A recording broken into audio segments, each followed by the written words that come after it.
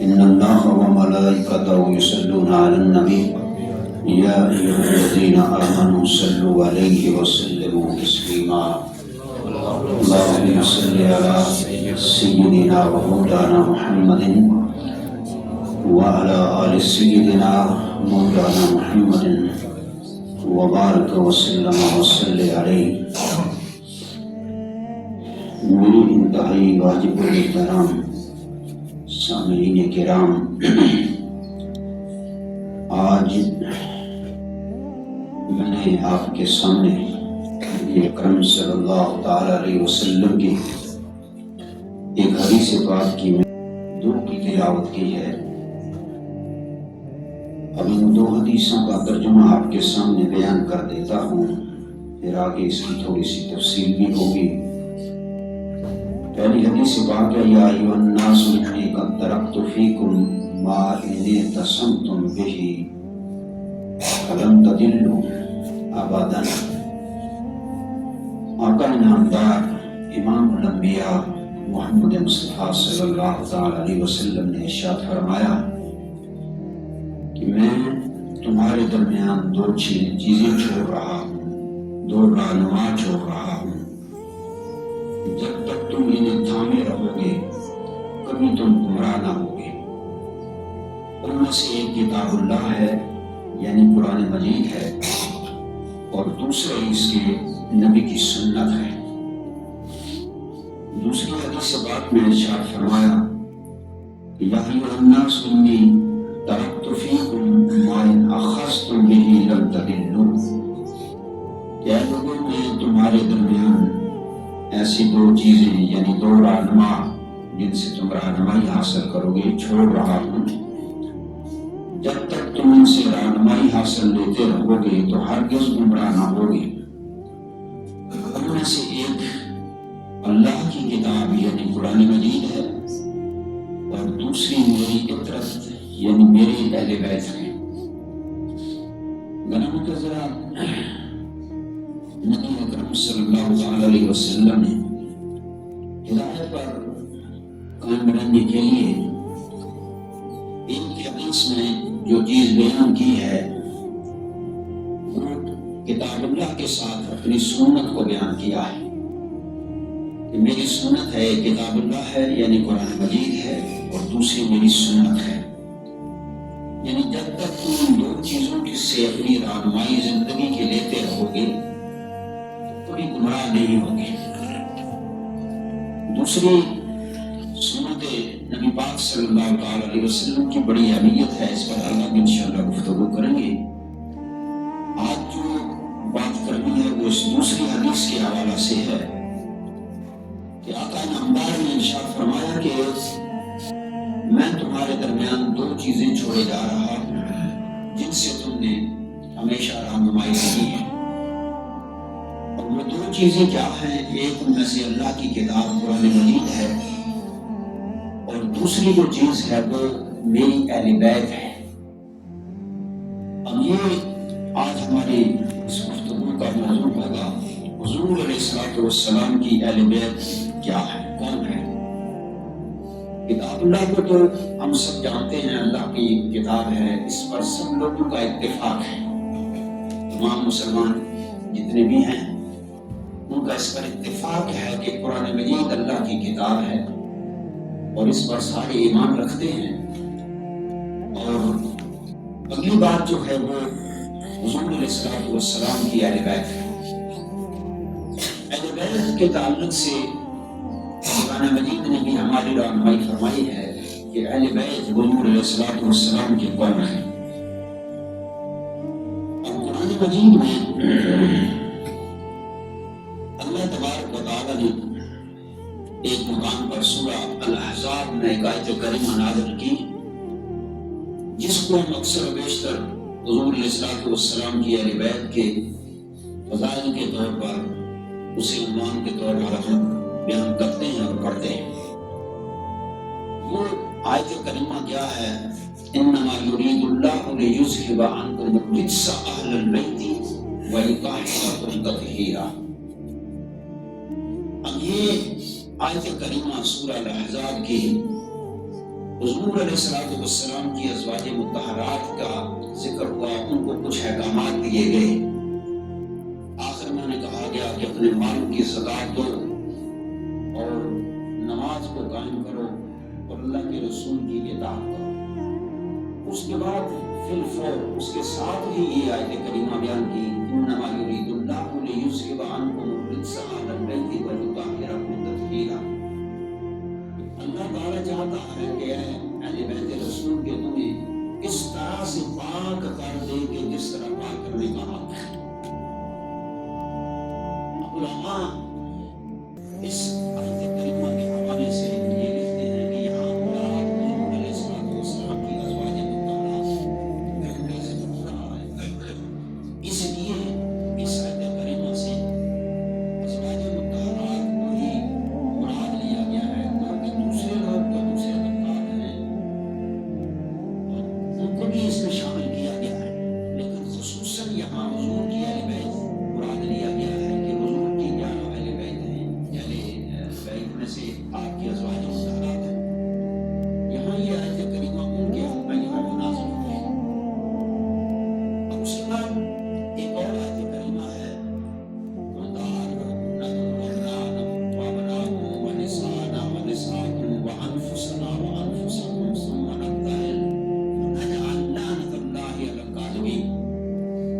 اس کو سورہ مبارکہ کہا جاتا ہے۔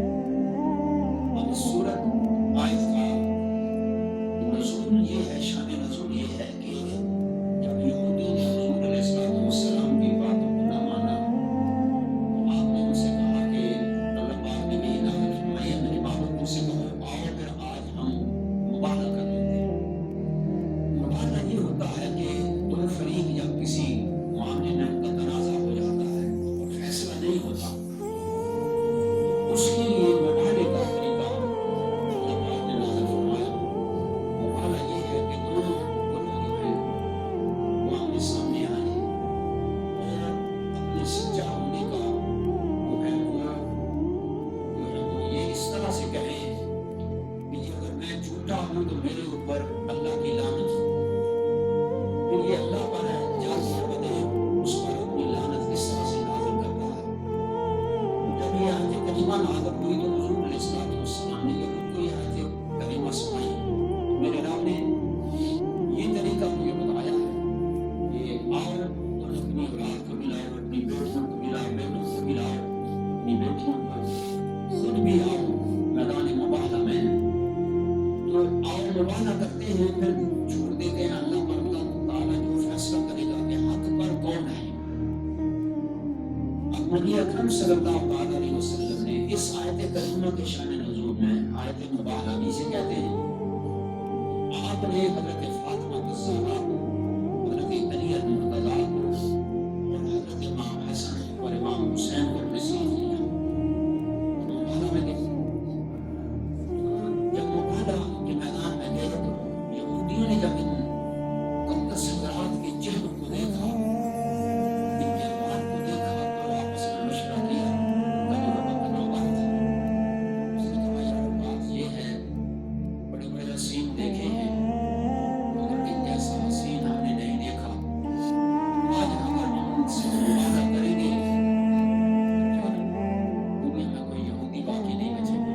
یہ بات نبی پاک صلی اللہ علیہ وسلم نے فرمایا کہ اگر یہ یہودی مباہلہ اس دن کرتے تو دنیا میں کوئی یہودی پھر باقی نہ رہتا۔ انہوں نے رائے فرات اختیار کر لی۔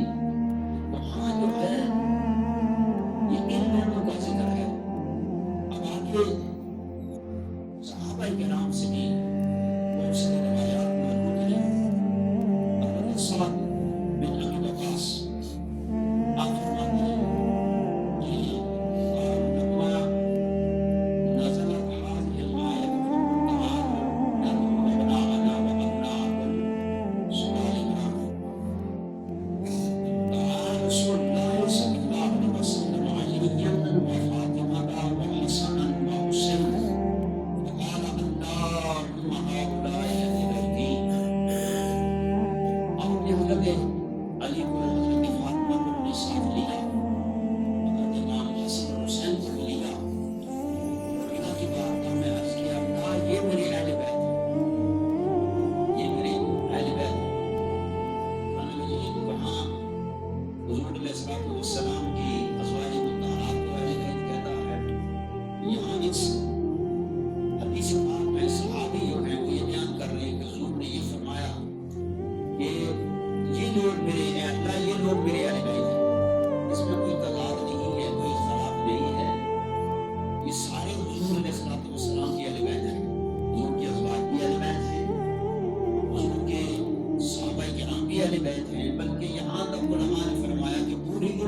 حضور علیہ السلام کی روایت ہے، اور ان میں سے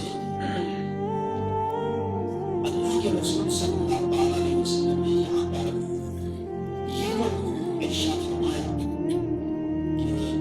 حدیث پاک میں عن ابن عباس رضی اللہ تعالی عنہما قال لما نزلت هذه الآية لا أسألكم عليه أجرا إلا المودة في القربى، یہ اور آیت کریمہ ہے۔ تو حضرت ابن عباس یعنی عبداللہ بن عباس فرماتے ہیں اس وقت یہ آیت کریمہ نازل ہوئی کہ قل لا اسألکم علیہ اجرا، صحابہ کرام نے پروگرام بنایا کہ حضور علیہ السلام دین کی خدمت میں لگے رہتے ہیں، تو ذریعہ معاش کوئی نہیں ہے، گھر کے اخراجات بھی چلانے ہوتے ہیں، تو اس طرح کرتے ہیں کہ حضور کے لیے کوئی وظیفہ اس طرح سے ہم مقرر کرتے ہیں، اکٹھا کرتے ہیں کہ جس سے حضور کی گھر کا اخراجات وغیرہ چلتے رہے۔ اب جب صحابہ کرام نے یہ پروگرام بنایا تو اللہ نے طرف سے یہ آیت کریمہ نازل فرما دی، فرمایا کہ اے میرے معبود قل لا اسألکم علیہ اجرا، اے میرے معبود ان اپنے غلاموں کو کہہ دو جو تم پروگرام بنا رہے ہو میں اس کا محتاج نہیں، یہ تمہاری مدد کا محتاج نہیں، میں اس دین پر جو اس کی خدمت کر رہا ہوں یا اس کو لوگوں کے سامنے پیش کر رہا ہوں میں اس پر کوئی اجرت تم سے نہیں لوں گا، ہاں اگر تم کوئی اجرت دینا چاہتے ہو الا المودۃ فی القربى، تو پھر میری اہل بیت سے مودت کرو، کیا کرو؟ مودت کرو۔ اب دیکھیے جتنے بھی حضور کے اہل بیت ہیں، چاہے وہ ازواج مطہرات ہوں، چاہے وہ صحابہ کرام ہوں، چاہے حضور علیہ السلام کے امتی ہوں، ان سب سے محبت کرنا ہے، لیکن جب باری آئی حضرت علی کی، حضرت فاطمہ الزہرا کی، حضرت امام حسن کی، حضرت امام حسین کی، تو اس وقت اللہ نے محبت کا نہیں کہا، فرمایا یہاں ان سے مودت کرنی ہے۔ اب محبت اور چیز ہے، مودت اور چیز ہے۔ محبت کو تو آپ بھی سمجھتے ہیں، مودت کے تعلق سے علماء نے لکھا ہے کہ جس طرح سے مودت کیا ہے سمجھانے کے لیے فرمایا کہ مچھلی کو پانی کے ساتھ مودت ہوتی ہے، محبت نہیں ہوتی، کہ جب وہ پانی کے اندر ہوتی ہے تو اس وقت وہ خوشی سے ادھر ادھر جاتی ہے، تو اس کی مودت اس وقت پتہ چلتی ہے کہ جب اس مچھلی کو پانی سے جدا کیا جائے، باہر نکالا جائے، تو اس کی مودت کا اظہار پھر ہوتا ہے کہ تڑپ تڑپ کے اپنی جان دے دیتی ہے۔ فرمایا کہ میری اہل بیت علی سے، فاطمہ سے، حسنین کریمین سے تمہیں صرف محبت نہیں ان کے ساتھ مودت ہونی چاہیے۔ یہاں سے پتہ چلتا ہے کہ حضور علیہ السلام نے جو ارشاد فرمایا اللہ کی بارگاہ میں کہ ہؤلاء اہل بیتی، ایک حدیث پاک میں آتا ہے خاصتاً، اے اللہ یہ سارے لوگ جو گنے گئے ہیں قرآن مجید میں حدیث میں یہ میری اہل بیت ہیں، لیکن میری ان اہل بیت میں سے سب سے زیادہ خاص جو میرے قرابت دار ہیں وہ ہیں علی ہے، فاطمہ الزہرا ہے، حسنین کریمین ہیں۔ تو پتہ چلا کہ باقیوں کے ساتھ محبت ہونی چاہیے اور ان کے ساتھ مودت ہونی چاہیے۔ اور آگے چل کے امام راضی رحمۃ اللہ تعالی علیہ آپ نے بہت ساری احادیث جو ہے اس تعلق سے بیان فرمائی ہیں، حدیث آپ ذرا سنتے چلے جائیے اور اپنے ایمان کو تازہ فرمائیے۔ آپ نے فرمایا کہ حدیث پاک نبی پاک صلی اللہ تعالی علیہ وسلم نے ارشاد فرمایا کہ من مات علی حب آل محمد مات شہیدا، جو آل محمد کی محبت میں مر گیا وہ شہید مرا ہے۔ ارے اس کی موت کوئی عام موت نہیں لوگوں، وہ عام موت نہیں مرا بلکہ وہ شہادت کی موت اس نے پائی ہے۔ اب یہاں پتہ چلتا ہے اگر چارپائی کے اوپر بھی مرا ہے تو اس کی موت شہادت کی موت ہے، بشرطے کہ آل محمد کی محبت اس کے دل کے اندر ہونی چاہیے۔ اب دوسری حدیث پاک سنیے، فرمایا کہ الا ومن مات علی حب آل محمد مات مغفورا لہ، فرمایا کہ جو آل محمد کی محبت میں مر جاتا ہے اللہ اس کی زندگی میں ہی اس کی بخشش فرما دیتا ہے، اللہ اس کی بخشش زندگی میں ہی فرما دیتا ہے۔ اس کے بعد ارشاد فرمایا الا ومن مات علی حب آل محمد مات تائبا، جو آل محمد سے محبت کرتا ہے اللہ اسے توبہ کی توفیق عطا کر دیتا ہے، اور وہ توبہ کر کے ہی مرتا ہے، بغیر توبہ کے مرتا نہیں۔ اب اس کے بعد ذرا اگلی حدیث سنیں، فرمایا گیا الا ومن مات علی حب آل محمد مات مؤمنا مستكمل الایمان، فرمایا جو آل محمد کی محبت میں مرا ہے، جس کی موت اس طرح آئی ہے یہ اپنی زندگی میں بھی محبت کرتا رہا اور مرنے تک حضور کی آل بیت کی محبت اس کے دل کے اندر تھی، تو وہ اپنے ایمان کو مکمل کر کے مرا ہے، اس کا ایمان ناقص نہیں ہے۔ اللہ اکبر۔ اب اس کے بعد آگے ارشاد فرمائیے، فرمایا کہ الا ومن مات علی حب آل محمد بشرہ ملک الموت بالجنۃ ثم منکرا ونکیرا، فرمایا کہ جب کوئی بندہ آل محمد کی محبت میں مرتا ہے تو اسے اللہ کے فرشتے جنت کی خوشخبری سناتے ہیں، اور یہی نہیں بلکہ منکر اور نکیر جو ہیں وہ بھی اسے جنت کی خوشخبری سناتے ہیں۔ اللہ اکبر۔ اس کے بعد ایک اور حدیث پاک ہے میرے دوستو، اللہ رب العالمین ان لوگوں میں ہمیں بھی شمار فرمائے۔ فرمایا کہ الا ومن مات علی حب آل محمد فتح له فی قبرہ بابان الی الجنۃ، جو آل محمد کی محبت میں مرا ہے، ارے باقی لوگوں کے لیے ایک دروازہ قبر کے اندر جنت کا کھولا جاتا ہے، آل محمد سے محبت کرنے والوں کے لیے اللہ 2 دروازے جنت کے اندر کھول دیتا ہے۔ میرے بھائیو، آل محمد کی محبت یہی اصل ایمان ہے۔ حضرت امام شافعی رضی اللہ تعالیٰ عنہ فرماتے ہیں کہ اے آل محمد صلی اللہ علیہ وسلم، آپ کی محبت اللہ نے قرآن کے ذریعے ہمارے اوپر فرض کی ہے۔ ارے جس طرح سے نماز فرض کی ہے، ارے جس طرح سے روزہ فرض کیا ہے، جس طرح سے حج و زکوٰۃ فرض کیا ہے، اے آل محمد اللہ نے قرآن کے ذریعے تمہاری محبت ہمارے اوپر فرض کی ہے، اور فرمایا کہ ایک دن کی محبت اللہ تبارک و تعالیٰ نے کہ محبوب کی آل بیت کی محبت، ایک گھڑی کی محبت، ایک دن کی محبت ساری زندگی کی عبادت سے افضل ہے۔ میرے دوستو، ان لوگوں کی یہ شان ہے جو اللہ اور اللہ کے رسول نے بیان فرمائی ہے۔ ہمارے ہاں اکثر ہم یہ سوچتے ہیں، بعض دفعہ کہتے بھی ہیں کہ یار فلاں سید بھی ہے، نہ نماز پڑھتا ہے، نہ روزہ رکھتا ہے، چرس بھی پیتا ہے، اور بھی برے برے کام کرتا ہے۔ ارے میرے بھائیو، بالکل ایسا ہی ہے۔ ان کو سیادت، ان کو آل محمد ہونے کا شرف ان کے اعمال کی وجہ سے نہیں ملا ہے، بلکہ یہ وہ مقدس ہستیاں ہیں جن کی رگوں میں محمد رسول اللہ کا خون دوڑ رہا ہے۔ ان کو یہ شرف عمل کے ذریعے نہیں ملا ہے۔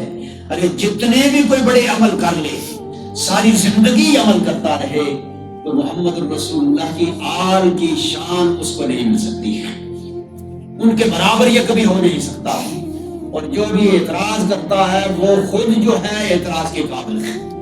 لہٰذا میرے بھائیوں، میرے دوستوں، ہمیں تو یہ بات سمجھ میں آئی ہے قرآن حدیث کے مطالعہ سے کہ آل محمد کا کوئی بھی شخص چاہے کیسا بھی ہے، چاہے کتنا گناہگار بھی ہے، کیونکہ اگر وہ جرم کرے گا تو اسے سزا ضرور ملے گی۔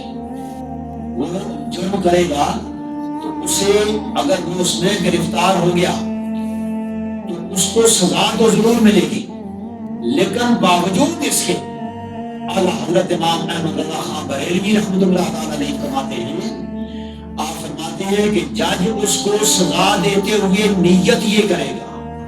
نیت کیا کرنی چاہیے؟ جب کسی مجرم کو سزا دی جاتی ہے تو یہ ہوتا ہے کہ اس نے یہ جرم کیا، اس کی ہم اسے سزا دے رہے ہیں۔ اب اعلیٰ حضرت یہ فرماتے ہیں کہ جب جج اس جس نے جرم کیا، جس سید نے جرم کیا ہے، جب اس کو سزا دے تو یہ نیت نہ کرے، اس نیت سے سزا نہ دے کہ یہ مجرم ہے، یہ گناہگار ہے، یہ اس گناہ کی وجہ سے ناپاک ہو گیا، ہم اسے پاک کر رہے ہیں، نہیں، بلکہ جج یہ نیت کرے گا کہ اس شہزادے کے کپڑوں کے ساتھ، اس شہزادے کے جوتی کے ساتھ مٹی لگ گئی تھی، میں اسے جاڑ رہا۔ اللہ اکبر، یہ شان ہے جی آل محمد مصطفیٰ صلی اللہ علیہ وسلم کی۔ اس کی میں ایک بات اور بھی آپ کے سامنے عرض کر دوں، میں کئی بار اس کو اس طرح سے سمجھاتا ہوں۔ اب دیکھیے قرآن مجید اللہ کی کتاب ہے، اب آپ کو جب کسی کو بھی راستے میں قرآن مجید کا کوئی ورق مل جائے، آدھا ورق ہی مل جائے، کوئی ایک آیت ہی پڑی ہوئی مل جائے، اس پر مٹی بھی پڑی ہو، وہ گندا پانی بھی اس کے اوپر سے گزر گیا ہو، اب آپ مجھے بتائیں کہ تم اور ہم کیا کریں گے اس کے ساتھ؟ اسے ایسے ہی رہنے دیں گے کہ یہ گندگی میں پڑا ہوا ہے؟ نہیں، حکم یہ ہے کہ اسے اٹھایا جائے، اسے صاف کیا جائے، اس پر پانی بہایا جائے، اسے خوشبو لگائی جائے اور اسے کسی ایسی جگہ پر اونچی پر رکھا جائے کہ پھر وہ نیچے نہ گرے، کسی کے پاؤں کے نیچے نہ آئے۔ ارے میرے بھائیوں، یہ اللہ کے قرآن کا ادب و احترام ہے۔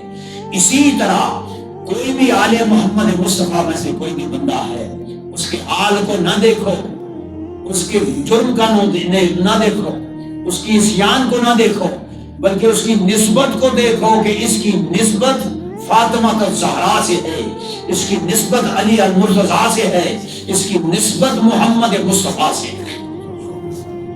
اللہ تبارک و تعالیٰ ان پر کائنات کے ذروں سے بڑھ کر اللہ پاک ان پر اپنی رحمتوں کا نزول فرمائے، اور اللہ پاک ان کے صدقے ہماری بھی بخشش اور ہماری بھی مغفرت فرمائے، اور اسلام کو اور اہل اسلام کو ان کے صدقے میں اللہ تبارک و تعالیٰ کامیابیاں عطا فرمائے۔